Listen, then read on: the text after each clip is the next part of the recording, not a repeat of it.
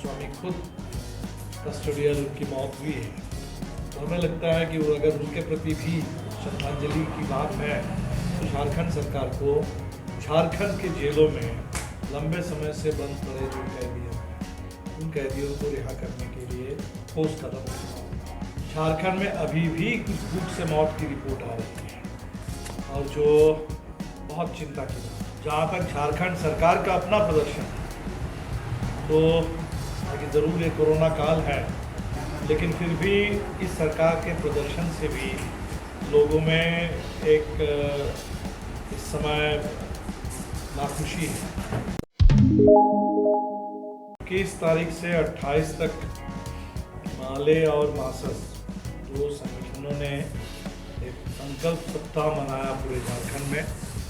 21 तारीख comrade A K. राय की बरसी थी दूसरी, और कल कॉमरेड चारू मजुमदार का ये 49वां शहादत दिवस। तो एक तो हमें लगता है कि अभी इस समय झारखंड के लिए बहुत ज़रूरी है कि झारखंड के अंदर वामपंथी आंदोलन को फिर से तेज किया जाए। हम देख रहे हैं कि भारतीय जनता पार्टी की एक साजिश पूरे देश में चल रही है कि विपक्ष की सरकारों को चल रही है। झारखंड में रिपोर्ट आ रही है कि सरकार को गिराने के लिए पहले तो राज्यसभा चुनाव में खरीद फरोख्त की बात सामने आती थी। एक सरकार जो बहुमत के बल पर चल रही है और जनादेश मिला उस सरकार को, और उस सरकार को गिराने के लिए एक साजिश चल रही है कि कहीं, और ये बहुत खतरनाक संकेत है। तो राज्य सरकार ने एक SIT का गठन किया है। हम उम्मीद करते हैं कि इसका पूरा सच सामने आएगा और कोई भी विधायक बिकेंगे नहीं। पश्चिम बंगाल में अभी कुछ दिन पहले चुनाव हुआ और उस चुनाव में भाजपा ने पूरी कोशिश की थी कि वहाँ सत्ता पर काबिज होने की, लेकिन जनता ने ठुकराया। लेकिन फिर उस जनादेश को भी उसका अपमान करते हुए उसको पलटने के लिए लगातार भाजपा की कोशिश चल रही है, कभी राज्यपाल के जरिए, कभी अलग अलग सरकारी केंद्रीय एजेंसीज के जरिए। तो ये जो एक खतरा है देश में कि विपक्ष की सरकारों को चलने नहीं देना, ये लोकतंत्र में हमारा जो संघीय ढांचा है उस पर, संविधान का बहुत बड़ा है। एक इस पर हमारी स्थिति बहुत स्पष्ट है। भारतीय जनता पार्टी की ऐसी कोई भी साजिश झारखंड के अंदर उसका पुरजोर विरोध किया जाए।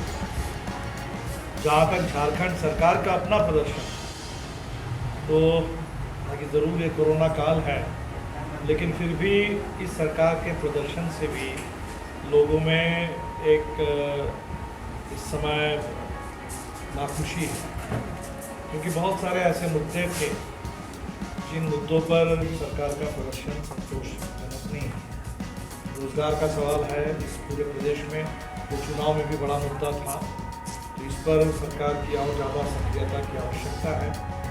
जिन सवालों को लेकर के फादर स्टैन स्वामी लड़ते रहे, झारखंड के अंदर जो जेलों में वर्षों से विचाराधीन जो कैदी हैं उनकी रिहाई का सवाल, और अब तो स्टैन स्वामी खुद कस्टोडियल उनकी मौत हुई है, तो हमें लगता है कि वो अगर उनके प्रति भी श्रद्धांजलि की बात है तो झारखंड सरकार को झारखंड के जेलों में लंबे समय से बंद पड़े जो कैदी हैं उन कैदियों को रिहा करने के लिए ठोस कदम उठाना।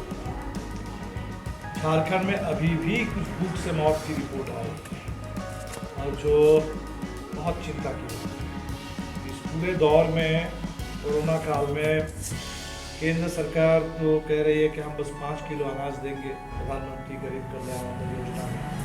तो भोजन के अधिकार के सवाल को सिर्फ 5 किलो अनाज तक सीमित कर दिया गया।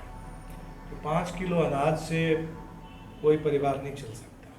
अगर आप तेल महंगा है, दाल इतनी महंगी है, तो सरकार को, केंद्र सरकार को तो चाहिए कि भोजन का अधिकार उसकी गारंटी करे, और इस महंगाई के दौर में गरीब परिवार कम से कम भूख से ना मरे, इसकी गारंटी हो। इसमें केंद्र सरकार की भी भूमिका होनी चाहिए, और हम कहेंगे कि राज्य सरकार की भी बिल्कुल भूमिका होनी चाहिए, कि ताकि लोगों को राशन मिलने में किसी तरह की कोई कठिनाई ना हो, कोई आधार का बहाना ना बनाया जाए, कोई बहाना नहीं, राशन कार्ड, आधार कार्ड, भूखे लोग उनको पुरजोर भोजन मिलना चाहिए। ये कुछ मुद्दे हैं जिन मुद्दों को लेकर के राज्य सरकार के प्रदर्शन से भी हमें लगता है कि भले ही कोरोना काल है और कोरोना काल ने सबको प्रभावित किया है, लेकिन फिर भी सरकार से जो जनता की उम्मीद थी, ये उम्मीद देखिए पूरी नहीं हो रही है और कुछ मामले बढ़ते जा रहे हैं।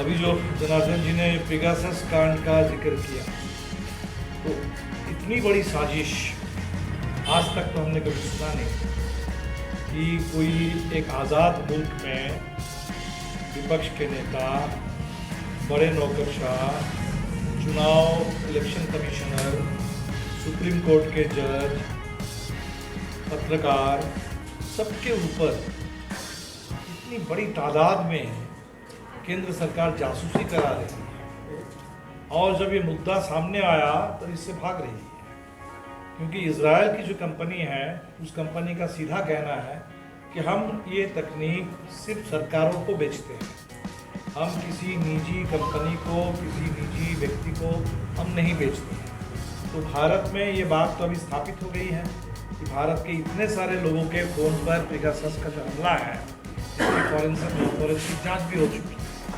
तो सरकार को तो जवाब देना होगा। अगर भारत सरकार जवाब नहीं देगी, अगर भारत सरकार ने नहीं खरीदा है तो कहाँ से आ पाया? तब क्या कोई अंतर्राष्ट्रीय साजिश है? इसीलिए जो कह रहा है कि वह मानसून सेशन में सरकार को नीचे दिखाने के लिए कोई साजिश है, साजिश ये तो है पूरे दुनिया भर में अंतर्राष्ट्रीय। जहाँ फ्रांस के राष्ट्रपति, उनको फ़ोन बदलना पड़ रहा है। ये तो कोरोना जैसी महामारी है, ये बिल्कुल उसी तरह की एक विश्व युद्ध है आज़ादी के खिलाफ, लोकतंत्र के खिलाफ। एक डिजिटल जो इजराइल की कंपनी ने शुरू किया और कई देशों की सरकारों की मिली भगत से, और उस कंपनी ने खुद ये कहा कि इसका दुरुपयोग हो सकता है और इससे मानवाधिकार से लेकर के बहुत सारे अधिकारों पर उसका हनन हो सकता है। इसलिए ये तो ज़बरदस्त एक डिमांड है कि सरकार को तत्काल जिम्मेदारी लेनी होगी, इस पर जांच करानी होगी सुप्रीम कोर्ट के निगरानी में, और इसका बिल्कुल खुलासा होना चाहिए, जवाब देना होगा कि आखिर किसने ये आदेश दिया है, किसके कहने पर किसने पैसा खर्च किया है। क्या हमारा जो नेशनल सिक्योरिटी का बजट है वो इस जासूसी में खर्च हो रहा है? अभी तो बड़े सवाल आ गए हैं। सवाल तो ये भी उठ खड़े हुए जो भारतीय जनता पार्टी इतनी राष्ट्रीय एकता की बात कर रही है और ख़ासकर नॉर्थ ईस्ट को लेकर के उनका दावा है कि पुराने किसी सरकार ने नॉर्थ ईस्ट पर इतना ध्यान नहीं दिया था जितना बीजेपी दे रही है। और हम देखते हैं कि देश के गृह मंत्री नॉर्थ ईस्ट के दौरे पर जाते हैं, बड़ा भाषण देते हैं, और फिर असम और मिज़ोरम में एक ऐसे सीमा विवाद जिसमें दोनों तरफ के पुलिस की ओर गोलीबारी और असम के पुलिस थाने, ऐसा तो कभी इस देश में नहीं हुआ।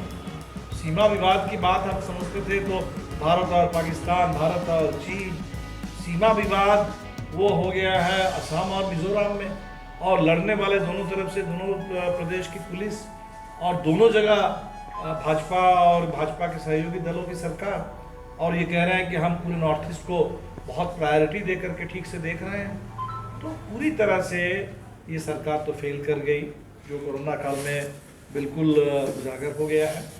किसानों का जो आंदोलन चल रहा है, अब किसान संसद लग रही है, मैं तो किसानों को फिर सलाम करता हूँ कि जिस तरह से 26 नवंबर से 26 जुलाई 8 महीने, वो जाड़े का समय भी, गर्मी का समय भी, बरसात का समय भी, एक उदाहरण इन्होंने पेश किया कि किस तरह से एक लड़ाई लड़ी जा सकती है।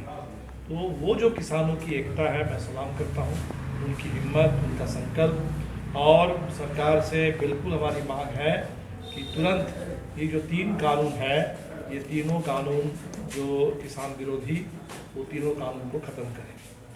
ये इन मुद्दों को लेकर पूरे देश में इस समय आंदोलन है, किसानों का है,